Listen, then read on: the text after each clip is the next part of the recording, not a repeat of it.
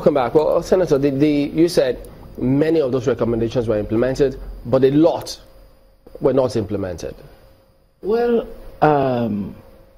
incidentally, I didn't look at the number or the ratio, but the truth of the matter is we had an improved electoral system after the 2010 amendment.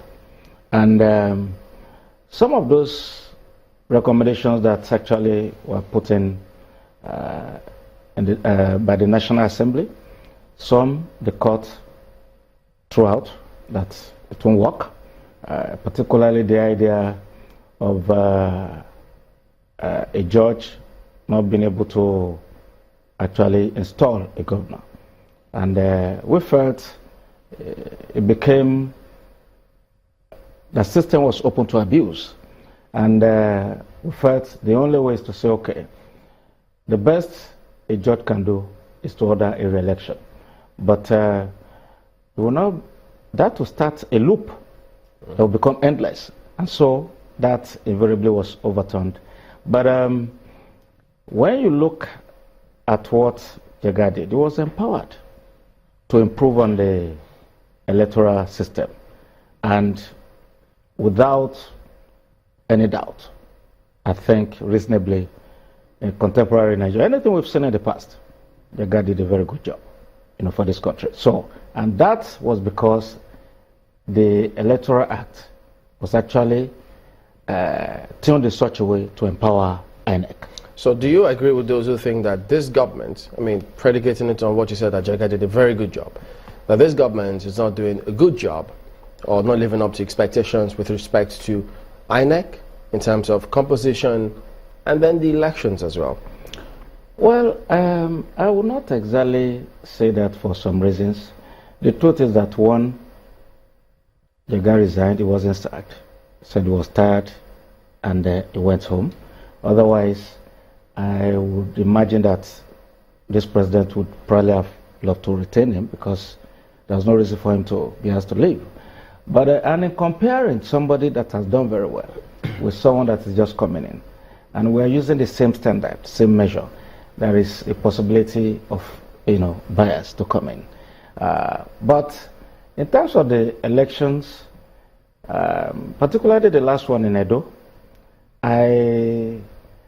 in Edo, there was no reason for anybody to be expecting a different outcome, apart from the economic hardship that people are shouting about, which is real. It's not a question of Isn't that a major reason? Yes, it's a major reason, but any reasonable person that has been to Edo, who was there maybe 10 years ago or 8 years ago and has visited now, particularly Benin, there is no way you would not imagine that Oshomole did a good job. And when you look at the two candidates... That could be maybe because you're an APC member, that's why you're saying this. No, the truth of the matter is I went to Benin last when I was even still in the PDP. I was traveling to Warri and I passed through Benin. There were times I went to Uromi many years back and I was passing through Benin. It was completely a gridlock. The roads were unpassable. And where you see that, if you have traveled down and you are able to compare to those years, you will see a significant difference. Okay. It's not simply let me bring it back to yes. where we started off, which is looking at the Electoral Act to see how we can rejig it. Perhaps politicians will help us here. We just turned 56 and you're 59. I'm actually 60 today. 63. Sorry, you're 63. I'm 60 today. Yeah, you're 60 today? Yes. Happy birthday. Thank you very much. So, and you're in your 60s. Yes. If you look at the time of independence to now, you see that so many young people have come on the saddle and they have tried to see that we get out of what way you would call a cycle going back through the same process. And a whole lot of the complaint has been on the doorstep of politicians like yourself. Edo State, which you try to put as an example, you will recall that every bickering and every complaint is still from the political class. Sure.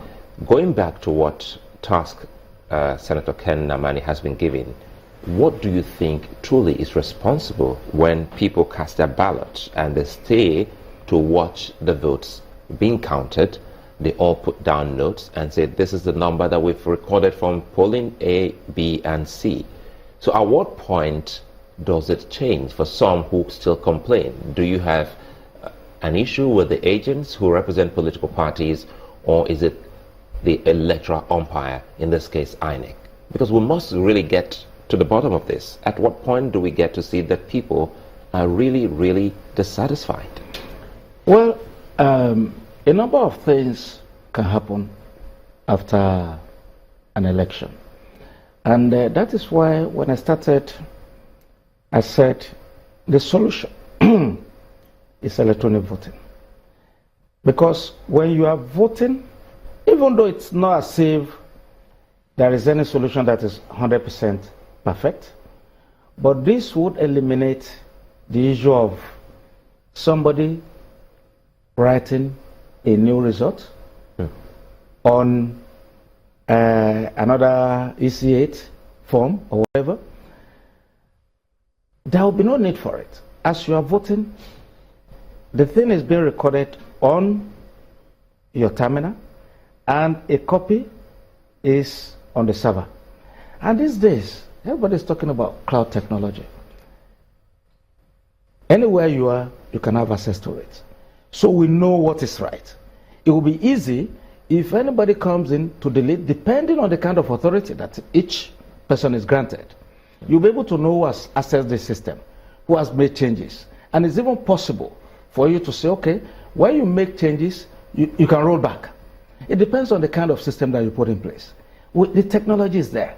It's the willpower. For us, once we put that, all these complaints would evaporate. But how do you feel when, sorry to cut you there, yes. How do you feel when Nigerians say, well, the blame is still with the politicians, especially those in the National Assembly? Because if we believe so much in electronic voting, yes, which will help us a great deal, how is it that till this moment, 2016, we still haven't been able to get that from the National Assembly? Because if they put a stamp on it and a seal, then it becomes law.